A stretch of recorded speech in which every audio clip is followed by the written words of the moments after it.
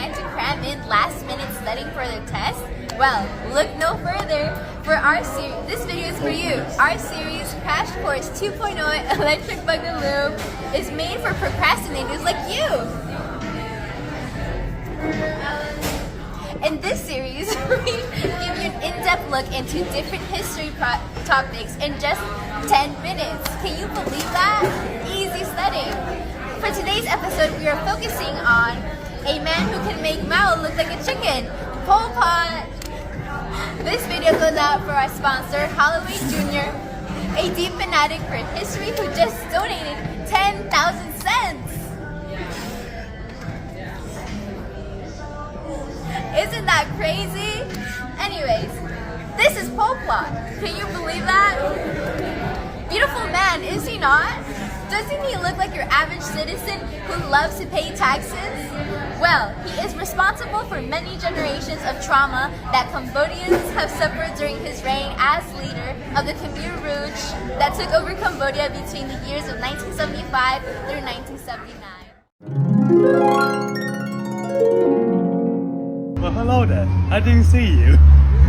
Okay, so before we actually get into the gritty, gruesome detail, we should cover some background, context information that can help us know why Cambodia became the way that it did. First off, we should start with that Cambodia was one of 5 countries under its king's rule, Jayavarman II. This, however, was the last time that Cambodians will live in peace, as everything changed when the French come and colonize them. This causes the Cambodian to experience 90 years of being ruled by the French under the territory Indochina, and even when the French did pull out of their territory caused by the Vietnamese, they were still suffering from economic downturn as Cambodia was heavily relying on the French at the time. While the Sihanouk regiment that did come after the French did attempt to solve the problem that the Cambodian people were facing, they were unsuccessful. However, this in turn causes the people to become unhappy with how their life was going and wanted change from the government. One of these people, however, just so happened to be Pol Pot, who at the time was studying in France because of a scholarship that he had gotten. Now, while this is impressive, it should be noted that he didn't focus on his study in France. This thing, as he was more busy thinking about his revolutionary idea. This in turn causes him to lose his scholarship and cause him to go back to Cambodia sad and heartbroken. Little Pol Pot, however, changed when he heard of communism, which at the time was at its highest point due to the Cold War between the Russian and the American. This caused young Pol Pot to have a realization, perhaps, and become more interested in communism, causing his revolutionary idea to form around communism. This causes the people at the time who heard the idea about how great communism is, and fully support him willingly or forcefully. This in turn causes conflict between the Sihanouk and the Regiment Rouge, which is the regiment that Pol Pot is the leader of. This in turn started a civil war between the two sides. And this war, however, unlike the Marvel movie, one side clearly wins. And this in turn causes Pol Pot to become the Prime Minister of Cambodia, and in turn causes many years of pain to the people.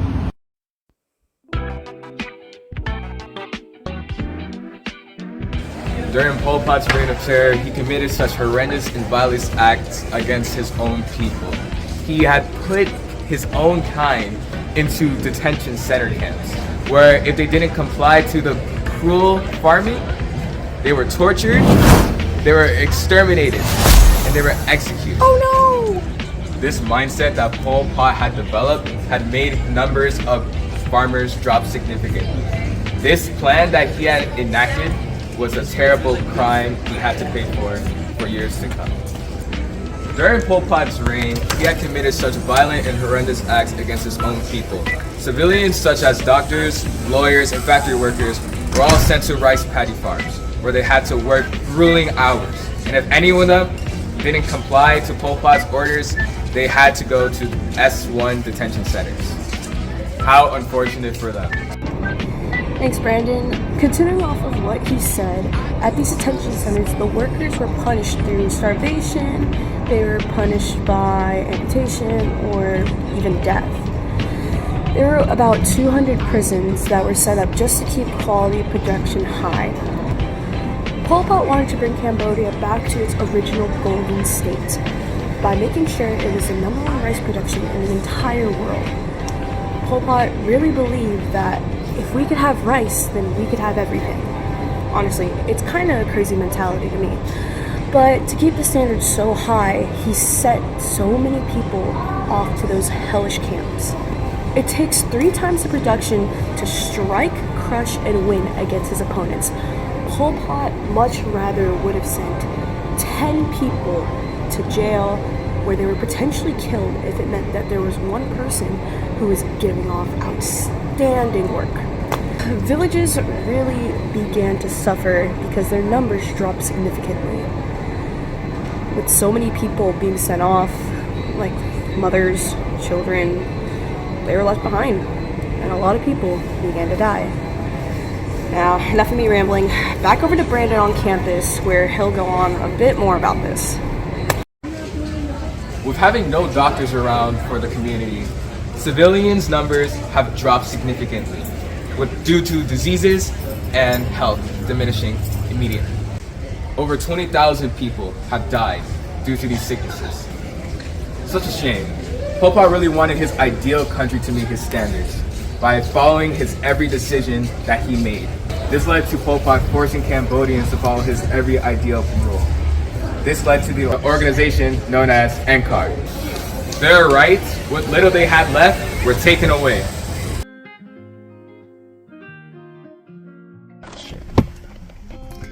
During Pol Pot's reign, the women were sexually assaulted before they were killed. As well, if not killed, they were forced into marriages and into pregnancies with other ethnic Cambodian men in order to destroy their identity, which was a good tactic on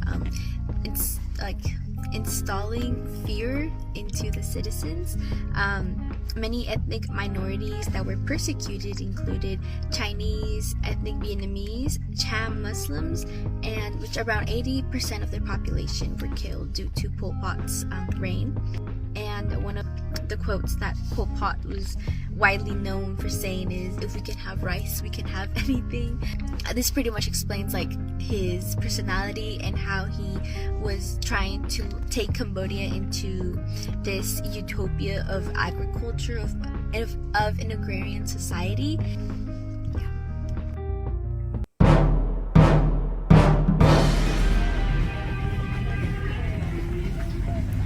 Hear me out. He was misunderstood. What? What? What the? His biggest mistake that led to his downfall was when he invaded into Vietnam to kill thousands of Vietnamese civilians, innocent civilians who were seeking for refuge in the Vietnamese camps. Led to Vietnam sparking a fire to get revenge on Cambodia. After Pol Pot and his regime of soldiers invaded into Vietnam and killing thousands of innocent Vietnamese people who were seeking refuge in these Vietnamese camps, this caused Vietnam to take action and take revenge by invading Cambodia's capital city called Pachika, where the Vietnamese would overpower Pol Pot and his soldiers, killing majority of them, seizing the city, where it would force them into hiding, leaving them no support or power in Cambodia. After the many purges engaged by the Cambodian soldiers, many of them were not able to take it anymore, not able to handle or comprehend the fact that they're taking thousands of innocent lives in Vietnam. So this sparked a rebellion of a bunch of Cambodian soldiers in the east, which would later lead to a fight between Pol Pot's regime and this rebellious force 5 years, alongside with the Vietnamese who were invading Cambodia. After this invasion by Vietnam, Pol Pot had no choice. He had no option. He was overpowered. He was guaranteed to fall. His regime was weakened. Womp womp. So, after the invasion of Kampuchea, they were forced into hiding. No! Where they tried to continue fighting, but they were unsuccessful. While being decimated and having no support, no power left in Cambodia, Vietnam established a new government that opposed Pol Pot and his entire regime. If these motives had never occurred for the actions of Pol Pot, it would have been a great possibility that his reign would have continued far much longer. The invasion by Vietnam would have never happened. His loyal Cambodian soldiers would never turn against him. He would have had a strong regime supporting him 100% through the way, because nobody would have been able to match his power or even come close to it, or generally be strong enough to stop him or his reign. If it wasn't for his motives and his distasteful strategies amongst his own people and the neighboring country of Vietnam, it would have been a great possibility that he would have reigned a lot longer than he should have.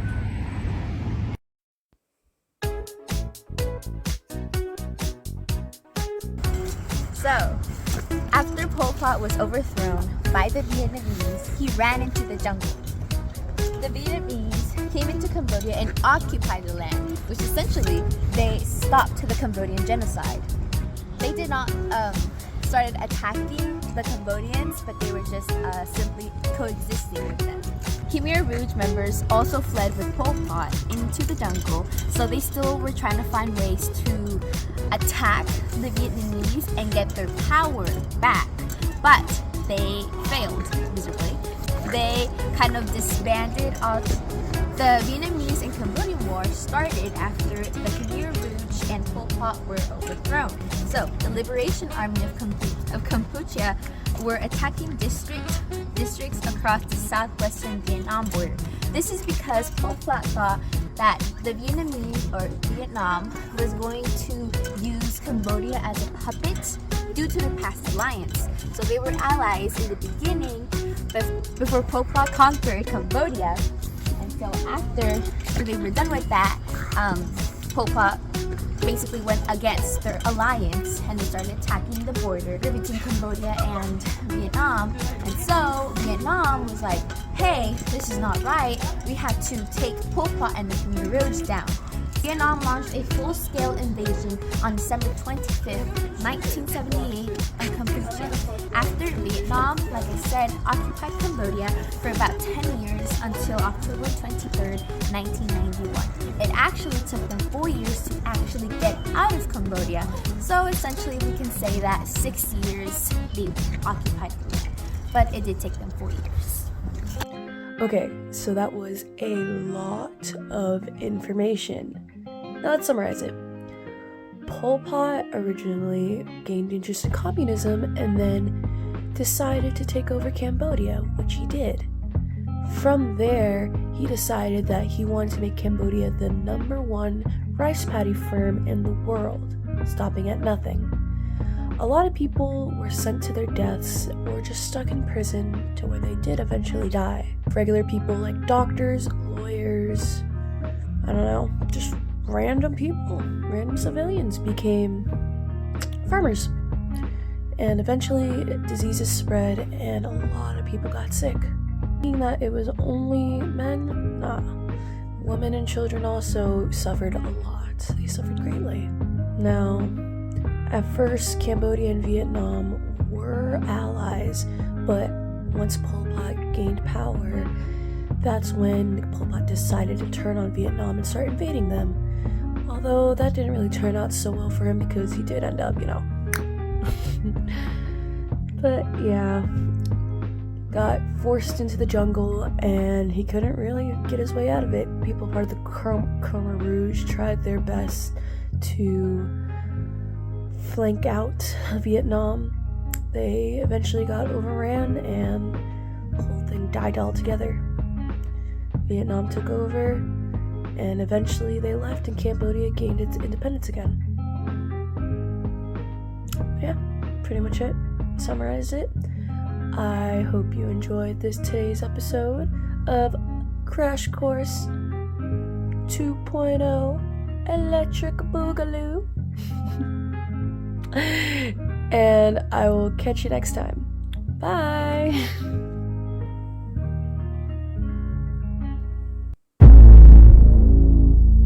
Oh no! Due to these sicknesses. Such a shame. Hold on, what am I?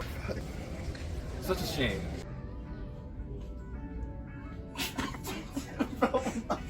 Bro, I'm just chilling, bro. If their work wasn't up to par, or if they didn't get their work done in time, then those people were sent to prisons.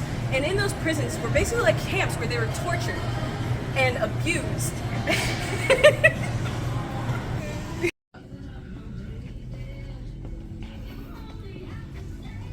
Hear me out. Oh my gosh! If those workers... Ready? Do this. Don't record by my story space, please. The downfall. But to keep the standards so high, he sent so many people off to these camps that I'm gonna brutally murder you, Carter. Mr. Carter B, man, I'm gonna brutally murder you. What the?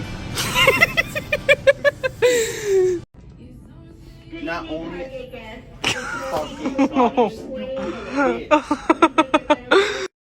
Over 20,000 survivors. No. Said you who had to become farmers. Over 20,000 Brandon! Shout out to Carter Beswick, who won't leave me alone. I'm trying to record this project and he's sitting outside. No, he keeps walking across the window, waving and like making me mess up. And like, I don't know how long this video is gonna be. I just need to do this. My phone almost died. I have been here for over 6 hours.